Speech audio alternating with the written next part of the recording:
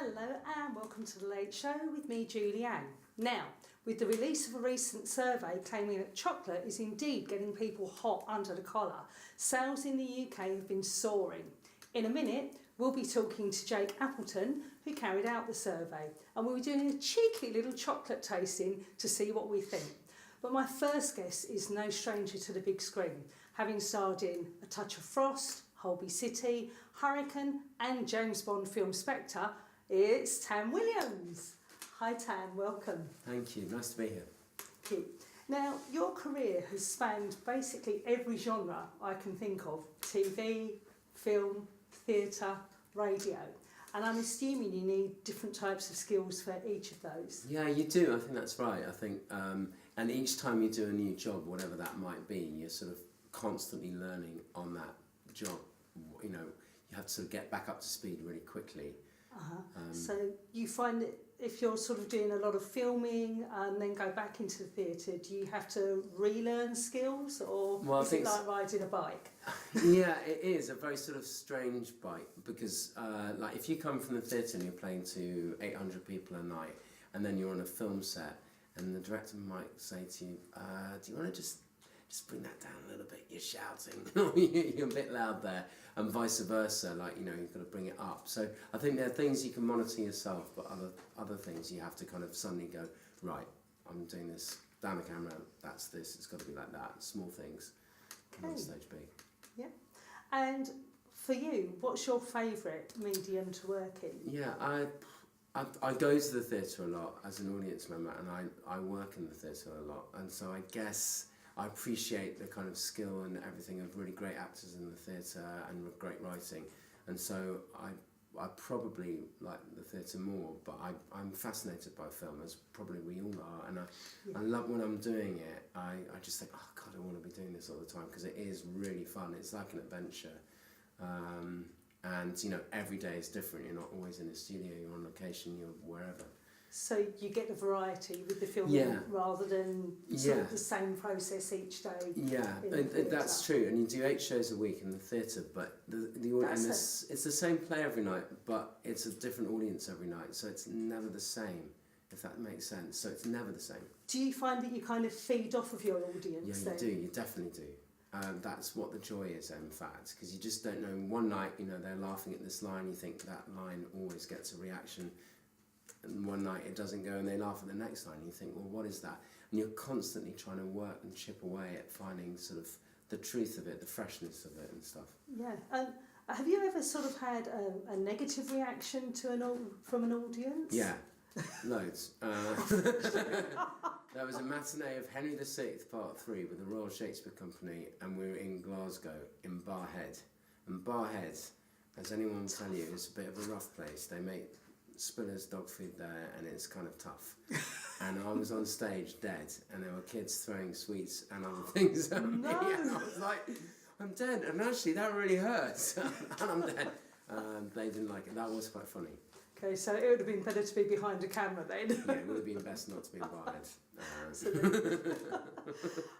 Now, we all know that you come from an acting dynasty, going back to your grandfather, who actually I believe that you're named after your grandfather? Yeah, it's in Welsh, it means Tam is a small, dark, dirty thing. And that was his nickname, and I am that. I was that when I was born. Anyway, he died a year before I was born, and I was named after him. Yeah, Carmarthen. Yeah, yeah. So tell by my accent. Absolutely. And coming from an acting family, was it kind of just expected that you would follow suit and go into the family business? No, I don't think so. I had a music scholarship at school. I went to a public school because I won a scholarship there, and my dad was really happy that I had. So it saved him the school fees. But I play the trombone. I still do jazz trombone and stuff, and I have played it in a few plays I've been in. But yeah, I thought I was going to be a musician, I think, or a footballer, but I'm not good enough. No. But the acting won out. Yeah, so then sort of performing, playing the trombone, performing and stuff, that's how it came about. But yeah, I think sometimes from any family of whatever, teachers, doctors, you kind of see it around, and maybe that's what you go into because you know it. So, obviously, I know you've got your own children. Are they going to be following father's footsteps? So I think my daughter, who's 13, is showing very strong signs of like hanging about in the theatre backstage. She does a lot of dance, and she's very interested. She's self-motivated, and she's quite a good mimic. She's a very good mimic. She's funny, and she does accents and characters. So I don't want to stop her, but I'm not gonna like encourage too much, because it is really, it's hard. It is so tough. Yeah. And I don't know, you want the best always for your children and stuff, and there are a lot of actors. Absolutely. So, right, Tam, I'm going to change the subject a little bit. Good. Get away from me. No, it's been great finding out more about you and that. But one thing I'd like to ask now, off track, is chocolate. Love it or hate it? I absolutely love it, but I'm off it. I know. You're off it at the moment. It's a tragedy. Well, I'm going to let you smell it for the. Thank you. That's very nice of you. Have my next guest on, because following the survey on the effects of chocolate, UK sales are reportedly up some 50%. As I mentioned earlier, Jake Appleton is here to tell us why, and he's going to give us a guide on the sort of chocolate we should be buying in order to spice up our sex life. Jake even. Welcome. See, I'm getting so excited by the thought of eating chocolate, I can't even get the name right. Wait till you eat it. So, thank you.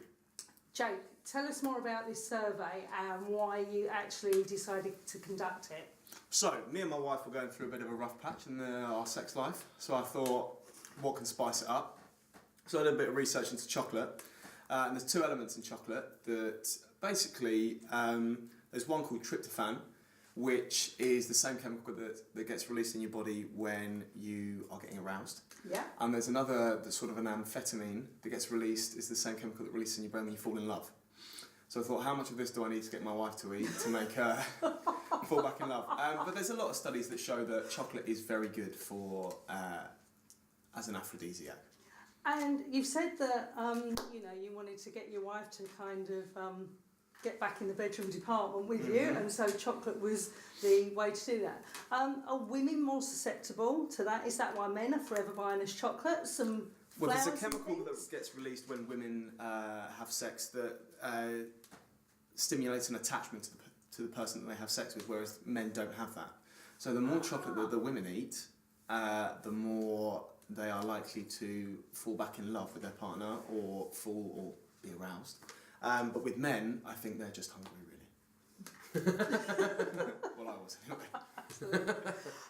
So for any other men, or women for that matter, who are wanting to reignite things in the bedroom, what's the best chocolate for them to be feeding their partner? Well, I think it all depends how you look at it. So if you're eating chocolate, it's personal preference, really. So that will be if you like milk, white, dark, whatever you fancy.